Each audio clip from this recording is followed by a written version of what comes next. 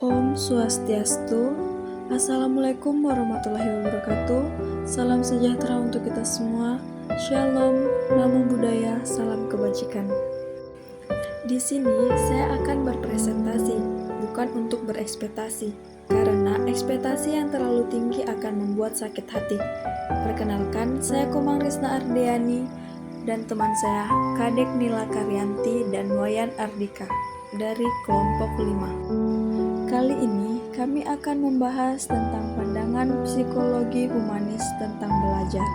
Studi visit di Utama Widya Wiradharma Palu. Konsep dasar psikologi humanis.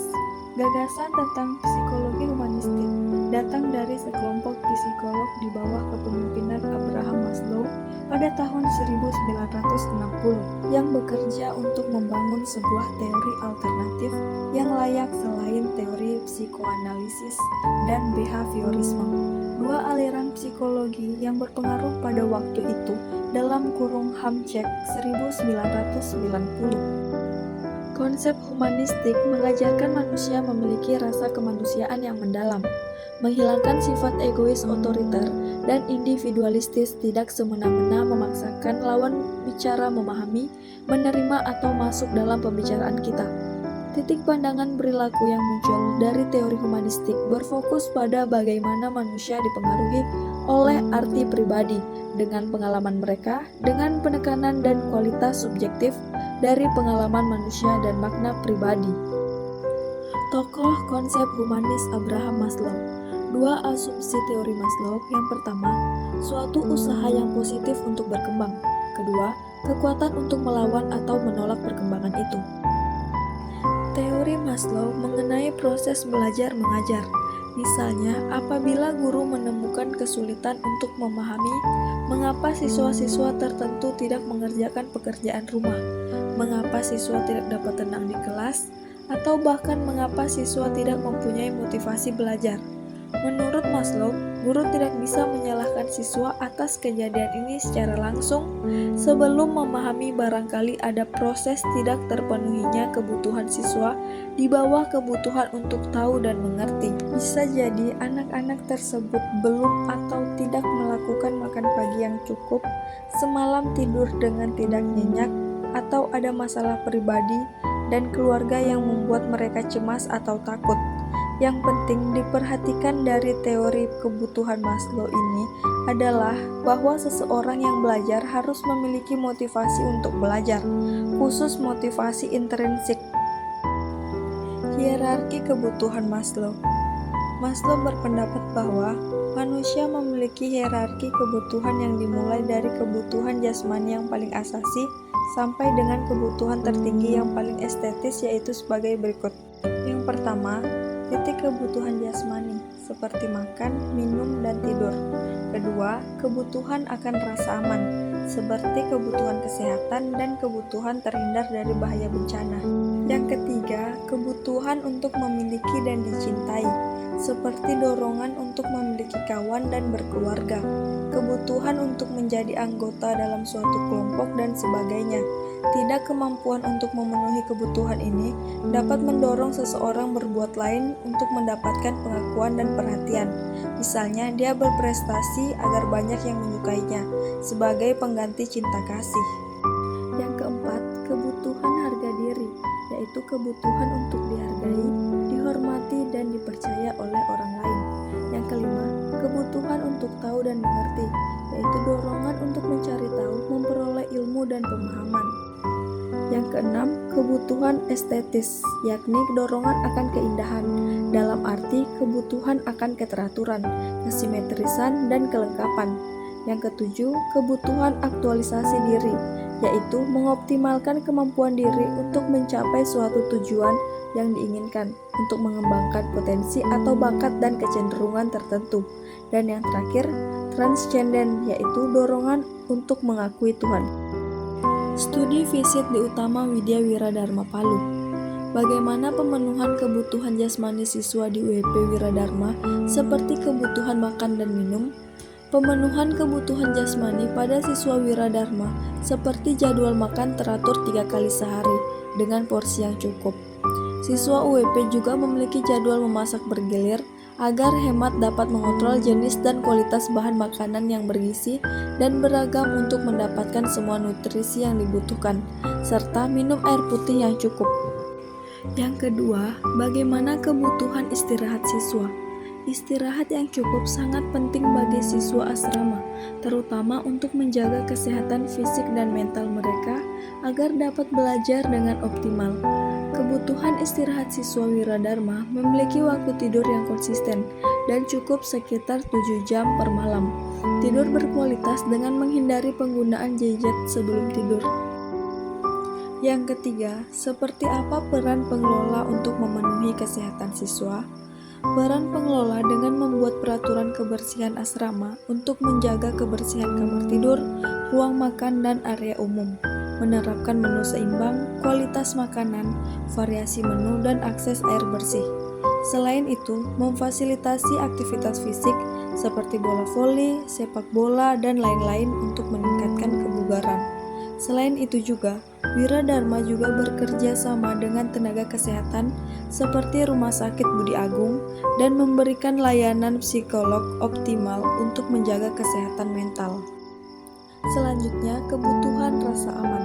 Pertama, bagaimana keamanan lingkungan di asrama siswa di UWP Wiradharma? UWP Wiradharma memiliki sistem keamanan yang terstruktur untuk menjaga keselamatan siswa. Asrama memiliki pengawasan ketat dari pihak asrama, termasuk SPV yang bertugas untuk mengawasi aktivitas siswa di malam hari. Asrama Wiradharma juga bekerja sama dengan pihak kantin Pura Jagatnata yang membantu mengawasi siswa-siswi Lama Widya. Selain itu, asrama juga memiliki keamanan program kerja OSIS di bidang keamanan. Yang kedua, apakah siswa merasa aman tinggal dan belajar?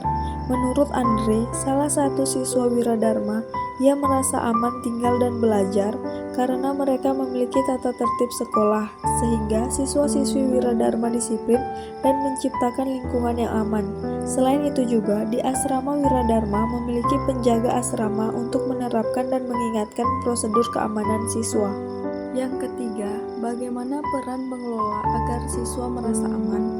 Peran pengelola asrama agar siswa merasa aman dan nyaman dengan fasilitas keamanan memasang CCTV, sistem penguncian yang baik, dan menyediakan penjaga keamanan, aturan dan prosedur. Membuat aturan yang jelas tentang keamanan dan disiplin seperti jam malam, larangan tamu menginap, dan penggunaan alat elektronik, memberikan informasi yang jelas kepada siswa dan orang tua tentang aturan prosedur keamanan dan kejadian yang terjadi di asrama. Selanjutnya, kebutuhan untuk memiliki dan dicintai. Yang pertama, bagaimana perasaan siswa jauh dari orang tua? Menurut Andre, salah satu siswa di Wiradharma, perasaan jauh dari orang tua yaitu ketika awal masuk asrama, ia merasa sedih sama seperti siswa pada umumnya. Namun, seiring dengan waktu, ia merasa bebas dan lebih mandiri, bisa beradaptasi dengan teman-teman lainnya dari berbagai daerah yang dia anggap seperti saudara sendiri. Kedua, bagaimana peran pengelola, guru, dan penjaga asrama sebagai pengganti orang tua? Menurut salah satu pengelola di asrama Wiradharma, pengelola berusaha memfasilitasi dengan minat maupun hobi dari siswa-siswi Wiradharma, seperti alat musik, alat olahraga, dan lain-lain. Selain itu, pengelola juga memberikan bimbingan konseling dan dukungan bagi siswa yang mengalami masalah. Selanjutnya, kebutuhan harga diri. Yang pertama, bagaimana latar belakang siswa UWP Wiradharma? Menurut pengelola, sebagian besar latar belakang dari siswa Wiradharma adalah orang yang kurang mampu, karena asrama Wiradharma awalnya didirikan untuk membantu anak-anak yang kurang mampu meraih cita-citanya, yang kelak akan menumbuhkan generasi baru yang berkualitas bagi masyarakat. Yang kedua, bagaimana perlakuan terhadap siswa di asrama? Apakah mereka merasa dihargai? Perlakuan terhadap siswa di asrama sangat penting untuk menciptakan lingkungan yang positif dan mendukung dengan memperlakukan secara adil dalam memperlakukan semua siswa. Juga mendorong siswa untuk terbuka dalam berkomunikasi antara pengelola dan siswa. Selain itu juga, pengelola memberikan penghargaan terhadap siswa yang berprestasi secara memberikan kebebasan berpendapat. Selanjutnya, kebutuhan untuk tahu dan mengerti. Yang pertama, bagaimana proses pembelajaran di kelas? Proses pembelajaran di Wiradharma bervariasi tergantung pada mata pelajaran dan gaya mengajar guru. Guru biasanya menyampaikan materi pelajaran melalui berbagai metode, seperti ceramah, diskusi, demonstrasi, dan presentasi. Siswa aktif terlibat dalam proses pembelajaran melalui kegiatan seperti mengerjakan tugas, berdiskusi, bertanya, dan berpartisipasi dalam proyek kelompok. Guru mengevaluasi pemahaman siswa melalui berbagai metode seperti kuis, ujian, presentasi, dan tugas tertulis. Yang kedua, bagaimana peran guru dalam pembelajaran di kelas? Guru Wiradharma memiliki peran yang sangat penting dalam proses pembelajaran di kelas. Mereka berperan sebagai fasilitator. Guru menciptakan lingkungan belajar yang positif dan mendukung, mendorong siswa untuk aktif terlibat, dan belajar dengan cara yang efektif. Guru memotivasi siswa untuk belajar dengan memberikan pujian, umpan balik positif, dan penghargaan atas usaha dan pencapaian mereka. Berikutnya, kebutuhan estetis. Pertama, bagaimana suasana dan fasilitas di kelas? Fasilitas kelas Wiradharma yang memadai membantu proses belajar mengajar, antara lain meja dan kursi yang nyaman, mempermudah siswa untuk duduk dan belajar dengan nyaman. Papan tulis atau proyektor memudahkan guru untuk menyampaikan materi pelajaran. Peralatan belajar seperti buku, alat tulis, dan komputer membantu siswa dalam proses belajar. Akses internet yang stabil membantu siswa dan guru untuk mencari informasi dan sumber belajar yang lebih luas. Suasana dan fasilitas kelas yang baik dapat menciptakan lingkungan belajar yang positif dan mendukung, sehingga siswa merasa lebih nyaman dan termotivasi untuk belajar. Yang kedua, bagaimana suasana dan fasilitas di asrama? Suasana Wiradharma baik namun kurang luas untuk para siswa dan fasilitas asrama seperti kamar mandi yang masih kurang, serta tempat tidur, kasur, bantal, dan lemari yang sangat kurang untuk jumlah siswa Wiradharma. Selanjutnya, kebutuhan aktualisasi.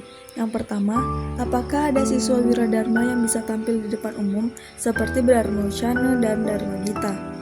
Selain itu, siswa Wiradharma juga bisa tampil di depan umum seperti MC maupun Dharma Wacana di depan umum seperti di Pura Jagatnata maupun di kampung mereka masing-masing. Selain itu juga, siswa Wiradharma selalu melaksanakan MC dan Dharma Wacana sore sebelum pelaksanaan sembahyang. Kedua, apakah ada siswa Wiradharma yang ikut perlombaan seperti UDG? Siswa Wiradharma juga pernah mengikuti UDG, salah satunya ketika UDG Morowali. Siswa Wiradharma banyak mendapatkan penghargaan serta piala. Dan yang terakhir, transcendence. Pertama, bagaimana aktivitas persembahyangan tersandai siswa? Sebelum persembahyangan, siswa UWP ada yang bertugas MC dan Dharma Wacana yang dilakukan secara bergantian. Persembahyangan juga rutin dilakukan yaitu 3 kali sehari, pagi, siang, dan sore hari dilanjutkan dengan melakukan meditasi. Yang kedua, apakah siswa melaksanakan meditasi? Ya, setelah persembahyangan, siswa Wiradharma juga melaksanakan meditasi. Sekian presentasi dari kami, jangan berharap lebih karena kami cuma menyampaikan presentasi, bukan harapan pasti dari dia yang tidak pasti. Terima kasih, saya tutup dengan para mesanti. Om Santi Santi Santi.